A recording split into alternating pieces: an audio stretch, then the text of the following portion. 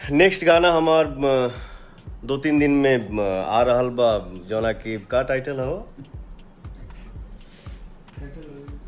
अच्छा, शुभ लाभ फिल्म चैनल बा एक ठो भोजपुरी में, बहुत ही बढ़िया चैनल के एंट्री भइल बा। आप लोग इस चैनल के अपने समाज में, अपने परिवार में एक्सेप्ट करी जा, और शुभ लाभ फिल्म चैनल के यूट्यूब चैनल के सब्सक्राइब करी जा, और एक चैनल के भी आप लोग अपन प्यार दुलार दी जा। नेक्स्ट गाना आ रहल बा, तो आप लोग प्लीज़ उस गाने को सुनिएगा और अपना आशीर्वाद बरसाइएगा।